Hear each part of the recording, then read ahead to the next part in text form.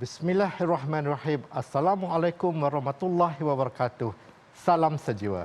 Saya Dr. Hazli Zakaria, pakar psikiatri anda di Jiwa. Alhamdulillah, kita kembali bersama di episod ke-6. Pada episod lepas, kita masih ingat pada Atirah yang berusaha untuk diberikan perhatian sewajarnya. Pada episod kali ini, kita akan berbicara tentang mereka yang berusaha untuk tidak mendapat perhatian.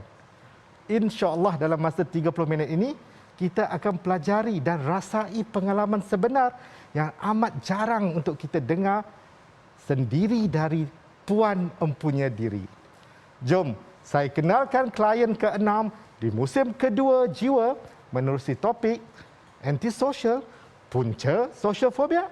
Pagi, petang, malam, sebelum tidur, nak bangun tidur, semua dia akan resah. Jantung dudap-dudap, dia akan sentiasa rasa takut. Takut juga untuk eye contact dengan orang ramai. Macam korang akan bercakap dengan dia, korang takkan pandang muka dia. Korang akan pandang kejap je. Dia punya takut, dia punya risau, dia punya cuak tu sampai kita rasa kadang kita rasa nak mati. Saya rasa macam resah sangat bila eye contact dengan orang. Saya akan cuba elakkan. Resah ni benda normal, kita ada perasaan. Tapi yang jadi masalah bila kita ada anxiety disorder.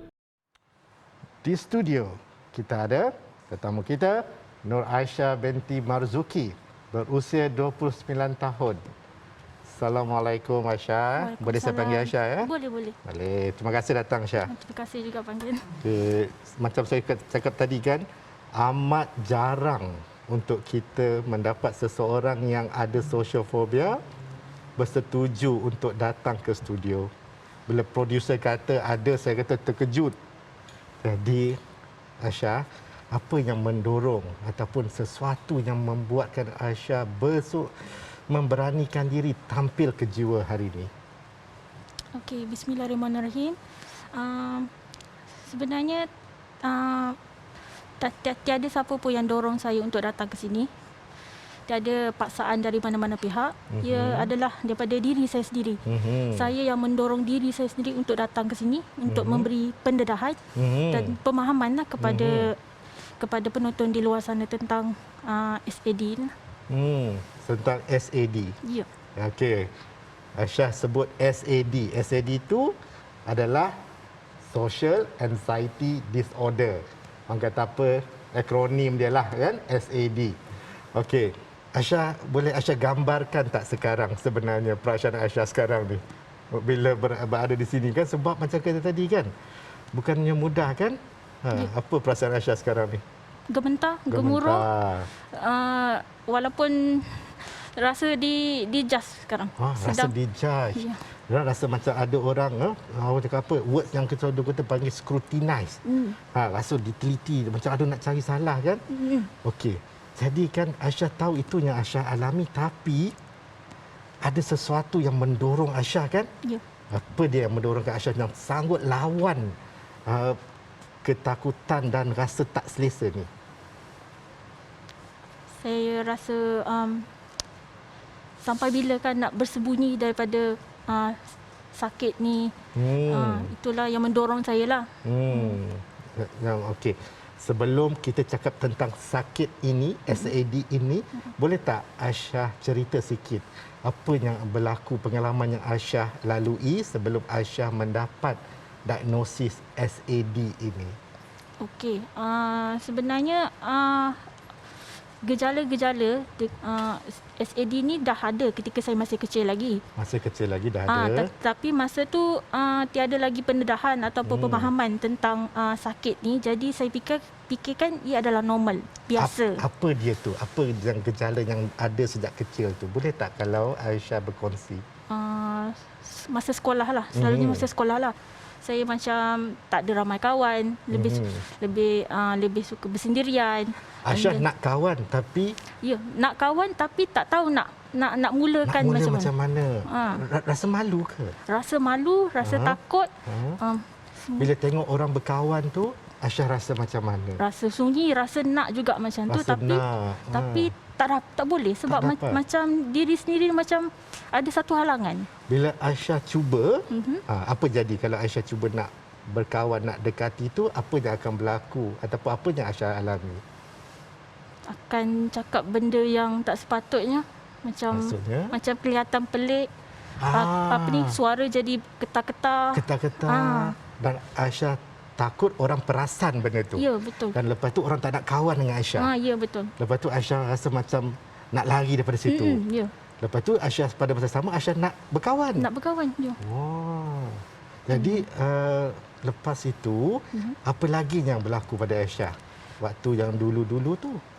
Kalau sekolah pun saya tak suka pegang apa-apa jawatan. Saya tak suka aktif dalam sukan. Saya cuba elakkan untuk aktif dalam co-curriculum. Okey. So Walaupun dah layak untuk memegang jawatan tu, tapi Aisyah tak ambil. tak ambil. Pernah tak disuruh, diminta oleh cikgu untuk ambil jawatan apa-apa? Tapi Aisyah menolak. Pernah untuk menjadi ketua kelas. Tapi saya cakap dekat cikgu tu, minta maaf cikgu, saya memang tak dapat galas lah Cikgu tugas tak ni. tanya ke kenapa? Waktu tu Aisyah apa alasan yang Aisyah bagi? Rasa takut nak cakap selamat pagi, cikgu pun takut. Bagi orang normal mungkin benda tu biasa. Cakap je selamat pagi cikgu, tapi nak orang kata nak keluarkan suara tu macam takut. Berdebar-debar. Aisyah sebut tadi bagi orang normal. Aisyah pun normal Aisyah. Cuma ada sakit SAD. Okey Aisyah, apa kata kalau kita nak minta Aisyah pandang kamera mana ni? Kamera. Ya, Aisyah pandang kamera ni Aisyah. Yang ni. Okey, Aisyah pandang kamera ni. Okey, sekarang saya tengok Aisyah. Aisyah tengok kan? Kameraman tengok Aisyah. Aisyah tahu. Satu Malaysia dah tengok Aisyah tu. Okey, saya nak tanya. Apa dalam perasaan, dalam fikiran Aisyah sekarang bila Aisyah tahu semua tengah perhatikan Aisyah? Rasa bangga dengan diri sendiri. Sebab mampu datang ke sini. Wow, inilah menunjukkan Aisyah sudah melepasi sesuatu yang Aisyah takut dulu. Aisyah, boleh tak saya nak ucapkan tahniah untuk Aisyah? Boleh tu. Pertama kerana Aisyah berani datang. Kedua kerana Aisyah pandang kamera dan boleh hilangkan rasa tak selesa itu. Syah, boleh tak Aisyah bagi tahu semua kepada rakyat Malaysia semua apa yang sesuatu yang Aisyah rasa yang salah pandangan orang tentang social phobia ni ataupun social anxiety ni.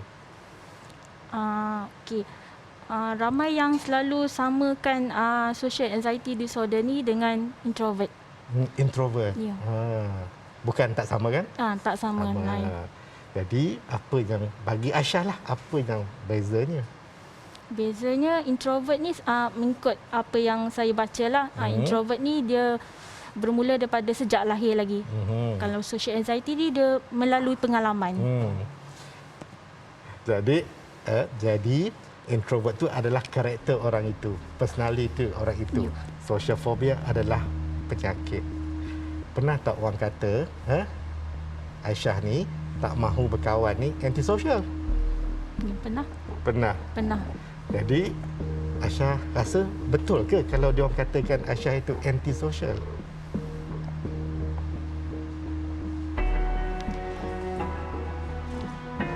Jawapan kepada soalan itu kita akan tahu selepas ini. Jadi, jiwa berhenti seketika, jangan ke mana-mana.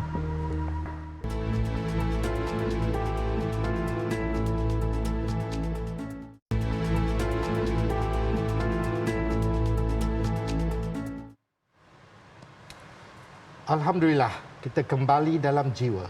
Bagi segmen kedua, saya akan menjelaskan lebih lanjut mengenai social phobia.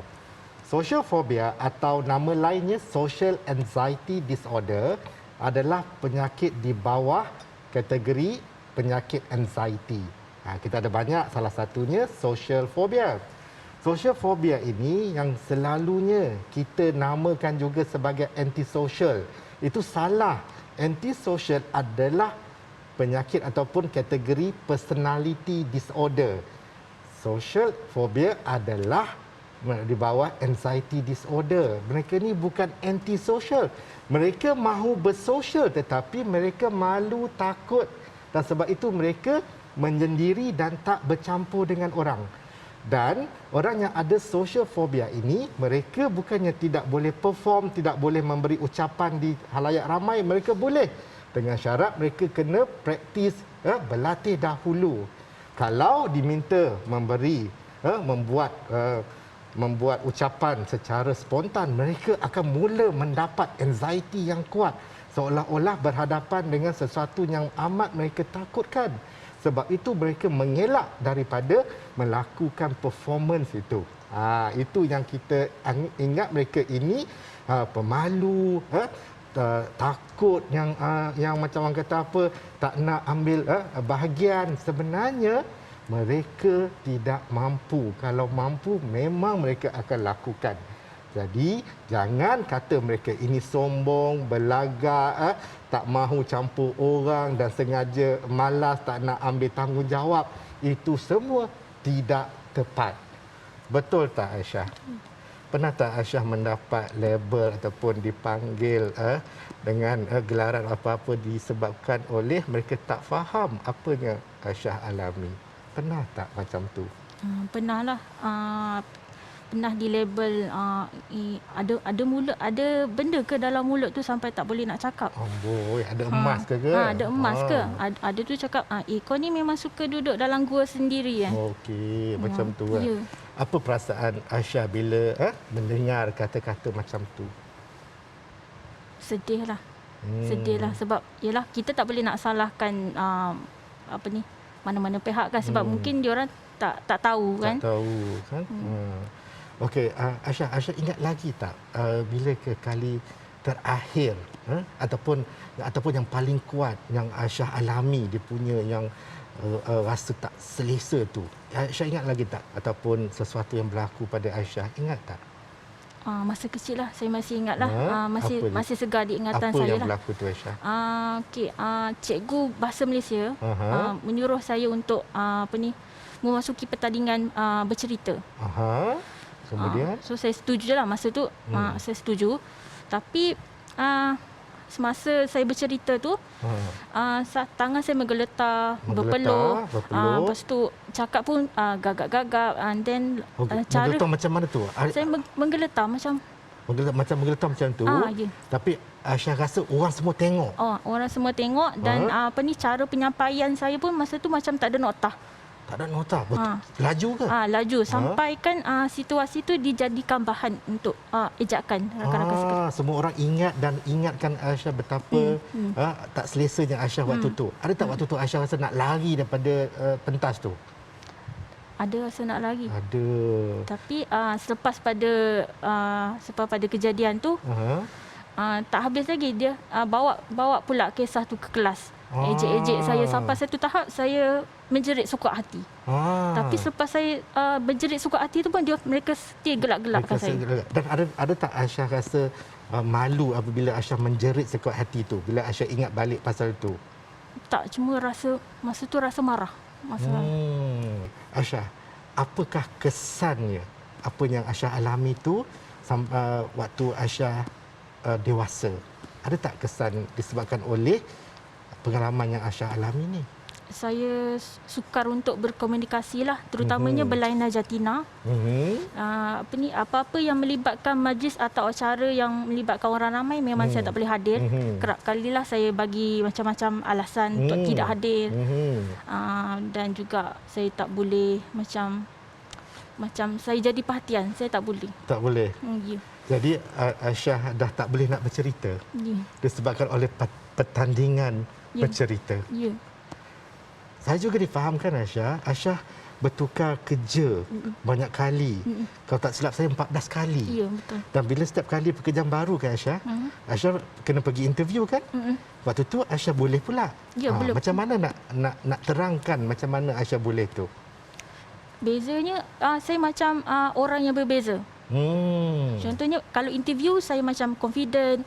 Apa orang tanya saya boleh jawab. Orang kata smooth je. Agak-agaknya apa mungkin penerangan ataupun explanation untuk itu Aisyah?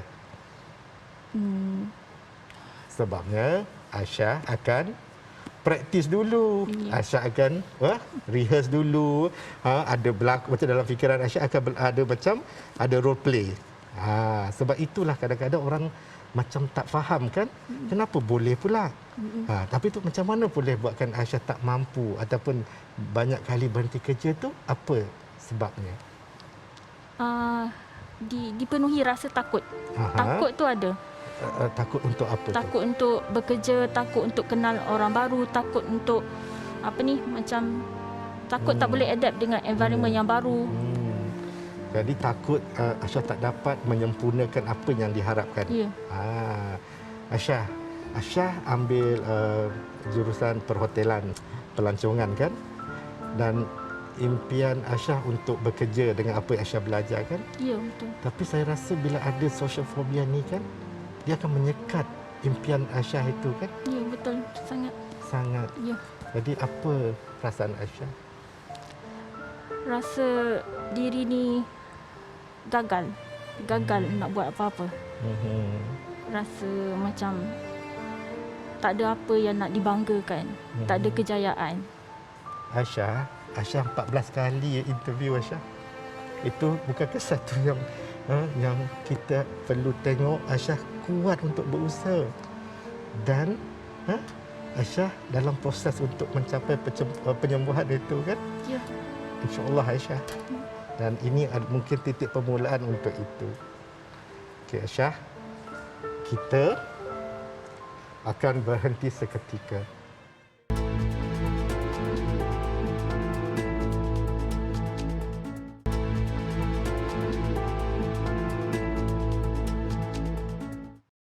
Aisyah, apa yang cubaan-cubaan ataupun strategi yang Aisyah dah ambil untuk Aisyah lawan masalah ataupun keadaan yang Aisyah alami ini?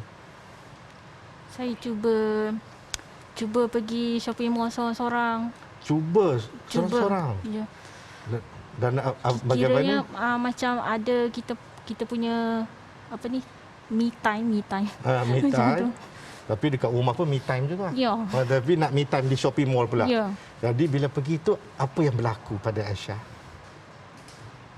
Takutlah nak masuk kedai pun fikir banyak kali sebab takut di approach. Takut. Oh. Lepas tu apa lagi yang Aisyah buat? Makan seorang-seorang. Makan seorang-seorang. Pergi kenduri kahwin ke. Berani Aisyah pergi kenduri kahwin? Jadi Aisyah bukan sebagaimana pesakit social phobia yang saya kenal. Aisyah berusaha. Tetapi sebenarnya itulah hakikatnya. Mereka akan cuba bermacam-macam cara tetapi tidak siapa tahu. Saya juga tidak tahu. Sebab itu kita jangan terus memandang rendah kerana kata mereka tak berusaha. Ada tak apa-apa yang setakat ini yang paling terkesan pada Aisyah daripada pengalaman yang Aisyah lalui setakat ini?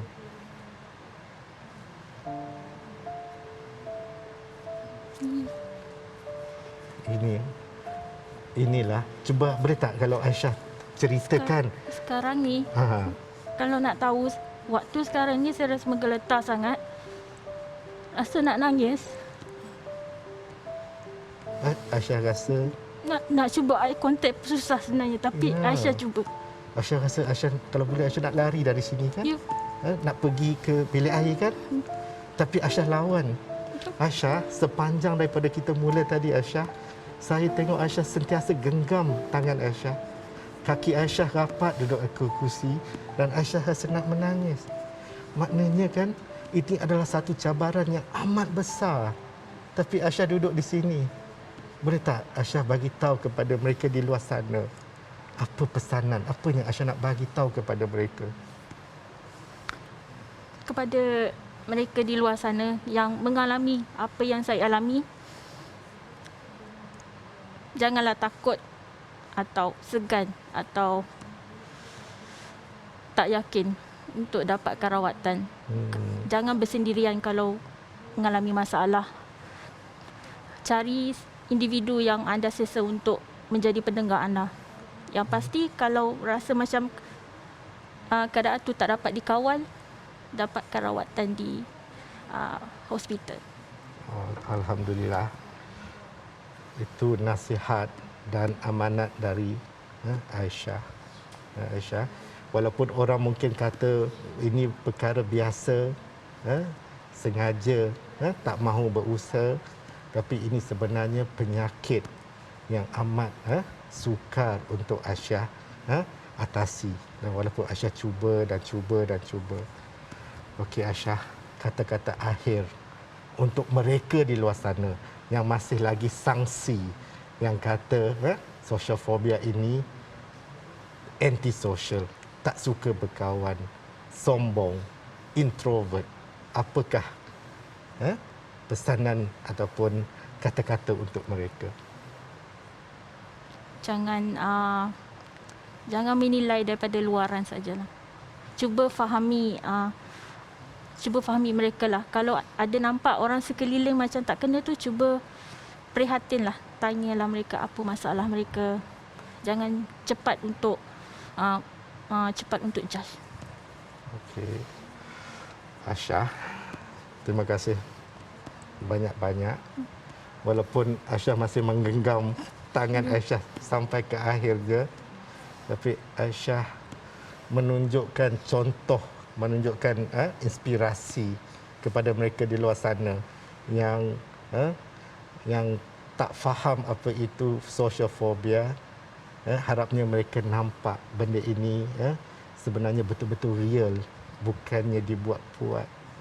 Dan saya harapkan Aisyah teruskan usaha, dapatkan bantuan lagi, dan kita sama-sama untuk membantu Aisyah mencapai impian untuk bekerja di dalam industri pelancongan dan perhotelan. InsyaAllah Aisyah. Terima kasih. Sama-sama. Terima kasih kepada Aisyah atas perkongsian. Walaupun takutnya tak dapat nak dikata, tetapi beranikan diri untuk hadir ke jiwa. Harapnya kita faham social phobia tak sama dengan antisocial. Satu penyakit anxiety, satu lagi pula kecelaruan personality. Rumusan saya pada episod kali ini, social phobia bukan sekadar pemalu, bukan tak mahu, bukan benci untuk berkawan atau tidak teringin untuk berteman, tetapi anxiety-nya kuat tak tertahan.